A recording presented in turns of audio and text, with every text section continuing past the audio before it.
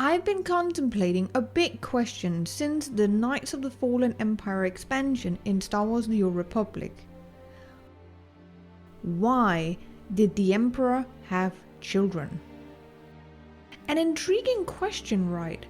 But more intriguing is, what does it have to do with Revan? I'm Illeva, and welcome to another of my videos where we examine and discuss the lore surrounding the Old Republic era of the Star Wars universe.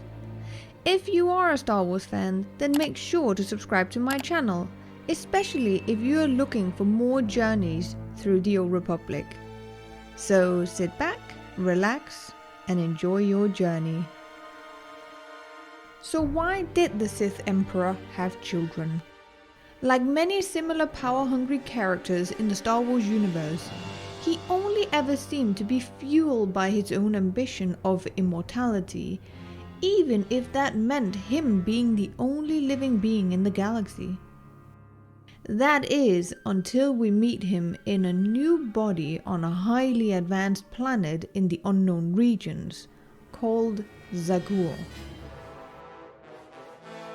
Most of the known galaxy knew very little of the Sith Emperor's origin, mostly because he very carefully erased most traces of his early life. He was born in 5113 BBY during the reign of Marka Ragnos. He was an unwanted child of the ruling Sith Lord Dramath of Madrias and was named Tenebrae, which means darkness in Latin. It's a very fitting name for this little monster. His powers manifested and grew rapidly and violently at the age of 6 when he killed his stepfather, who angrily had confronted Tenebrae's mother about her affair with the Sith Lord. But it wasn't out of a protective nature towards his mother. She even served a fate worse than the death of her husband, being tortured at the hands of her young child. Tenebrae subjugated his entire village shortly after, and over the following 4 years he conquered numerous surrounding villages, feeding off their pain and suffering. Imagine being subjugated to a child who hadn't even hit puberty yet. This caught the attention of his birth father, the ruling Sith of the planet, Dramath, who gravely underestimated his illegitimate son's power. Tenebrae stripped his father of his own power and drove him insane, to then finally kill his body, but he kept his spirit locked away for eternal torment, then went on a conquering campaign to take his father's planet completely, driving off Dramath's son and heir. The 13-year-old Tenebrae was even acknowledged as the ruler of Madrias and named Sith Lord Vishit by Marka Ragnos himself. This was when Vishit renamed Madrias to Nathema, derived from the word anathema, which means a formal curse by a pope or a council of the church, excommunicating a person or denouncing a doctrine. What a symbolic way to eradicate the legacy of his origin. When Marka Ragnos died 100 years later, and the conflict between Ludo Kresh and Naga Sadow began, leading into the Great Hyperspace Wars, Vishit did not get involved, but he did use it to his advantage. The fear caused by the propaganda about the Jedi made the population easy to control, and even more so to call upon the remaining Sith Lords for a ritual on Nathema. Yes, the ritual. Promising power, 8,000 Sith arrived to be dominated and forced into participating in a ritual that killed and consumed the entirety of Nathema, leaving a void behind. Vishit absorbed their life force, became immortal, and took on the mantle of the Emperor.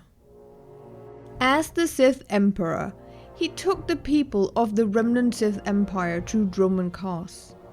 His Dark Council was established, the Dark Temple for his dark side rituals was built, and the groundwork to re-emerge back into the galaxy was planned out.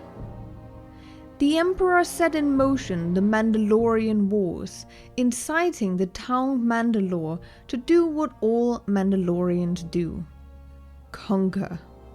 This was to weaken and test the Republic, but then a Jedi rose and fought back: Revan.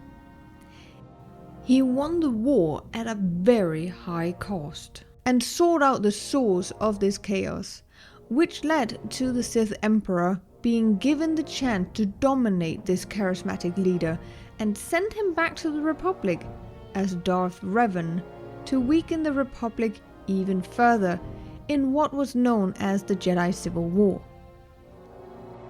But then Revan was captured by Bastila, had his mind wiped and given a brand new personality. Canonically, Revan went on to fight his former friend Darth Malak and put an end to the war that saved the Republic. But Revan was haunted by memories from a life he could not remember, the memories of where he found the Sith Emperor. Revan left behind his wife Bastila and his unborn child to seek out his past, and all of those memories came rushing back when he found his mask, at which he knew exactly where to go. As the Emperor was confronted by Revan, Mitra, Lord Scourge and T3M4 on Dromund Kaas, the Emperor proved himself too powerful.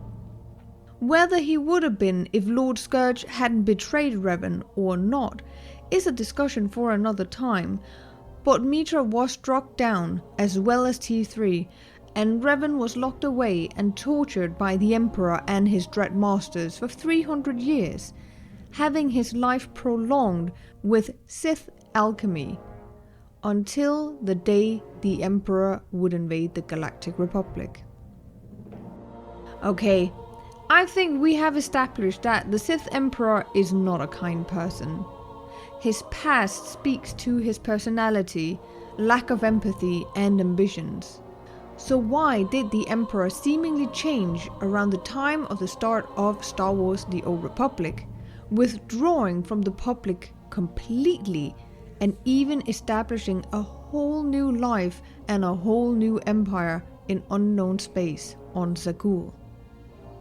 The Emperor spent 300 years penetrating Revan's mind, feeding off his connection to the Force and learning all of his secrets, such as the existence of the Foundry.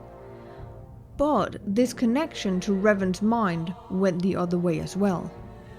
Revan believed to have tempered the Emperor's hate and lust for war. But did he really? The Emperor still ordered the Sith Empire on several skirmishes, including retaking Korriban, which sparked the 20-year-long Great Galactic War between the re-emerged Sith Empire and the Galactic Republic. But unlike his actions on Nathema, the Emperor no longer seemed keen on conquering the galaxy, so the Treaty of Coruscant was signed for an uneasy peace between the two factions.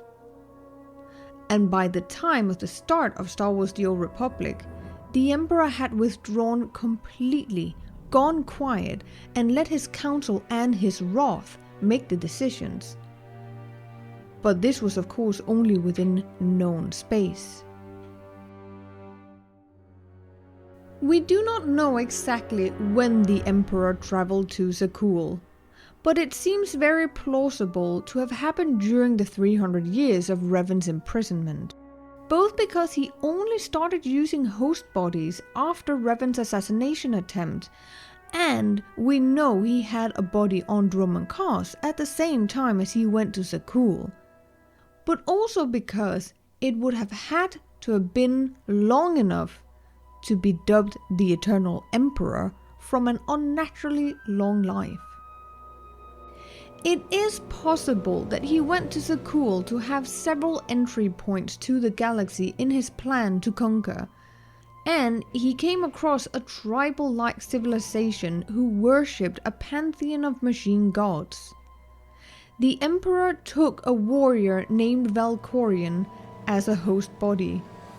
A host body that survived longer than most of his other host bodies, and he claimed to have defeated the gods of SWTOR, earning respect and notoriety. He established himself as the Eternal Emperor of a different empire at the same time as he was preparing for the events on Dromund Kaas. It was there on SWTOR that he experienced love. The only account of a relationship we have ever heard about. The one with Senya Tural, one of his knights, a strong and willful woman.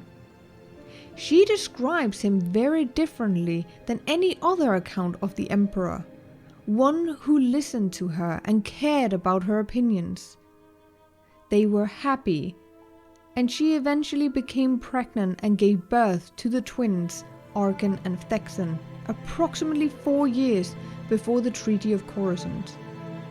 Then she also had Vaylin approximately 4 years later. 3 extremely gifted children, especially the youngest one, who, according to Senya, moved furniture around while in the womb. So why would an unempathetic emperor with ambitions of conquering and consuming all life in the galaxy allow himself to fall in love and have a family? Because of Revan. As per Revan's own words, he, with the help of Mitra's Zurich spirit, had an influence on the Emperor's mind, but not in the way he had thought he had. Revan's strength was waning, he couldn't control or stop the Emperor's ambitions, and the weaker he became, the more the Emperor had an access to Revan's memories. Revan left Bastila behind, the woman he deeply loved, who saved him when he was at his lowest, who supported him when he fought his dark past, who protected him from himself, and the one who was carrying his child.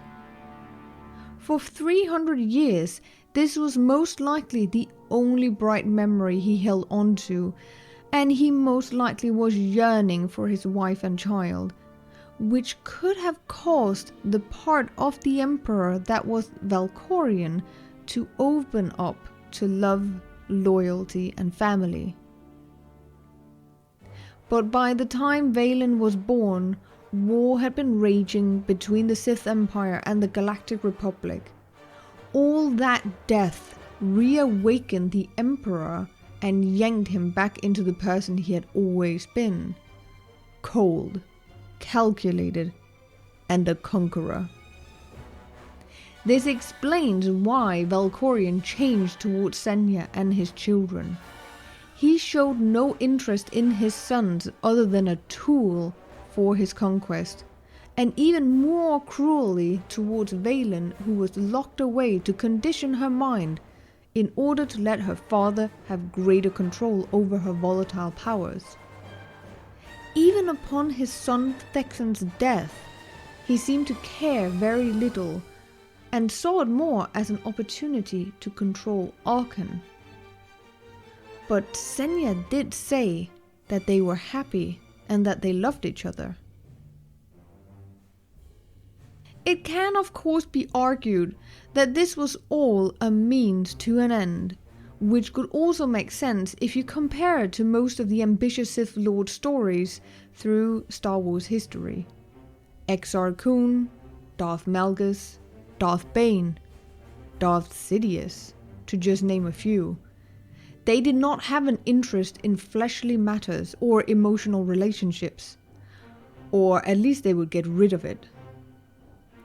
They had ambitions, a goal in mind where love and family could be a vulnerability for others to exploit, or a chain around their necks. Even with the revelation of Rey being a Palpatine in Rise of Skywalker, it doesn't take away from the fact that Emperor Palpatine, or Darth Sidious, only had offsprings for a selfish purpose, a host body to transfer his mind into. Sounds familiar, doesn't it? I would, however, still claim that this is not the case for the Sith Emperor or VALKORIon, not initially, because according to Senya, they were happy. They did love each other. But as his true personality resurfaced, that could certainly have become his viewpoint on Valen. Quite the parallel between the Sith Emperors. From a certain point of view, you can say that Revan had children through the Emperor, because the Emperor would never have had children if it had not been for his connection to Revan's broken mind, full of regret and despair, that led to planting an unwanted seed of lost love. Thank you for taking the time to watch this far into the video. If you're looking for more of my videos discussing Old Republic lore, then check out my playlist of previous videos up in the top right corner, or simply wait for the end screen. Also, don't forget to hit that subscribe button so that you don't miss out on future videos that I have planned. Thank you for watching. If you like this video, then please consider giving it a thumbs up. It does help a lot. And I would love to know in the comments, why do you think the Emperor had children? Finally, I would like to thank my patrons for their continued support. It is an incredible kindness. If you would like to become a patron and support me for as little as $1 a month, then links and more details can be found in the description down below. Bye!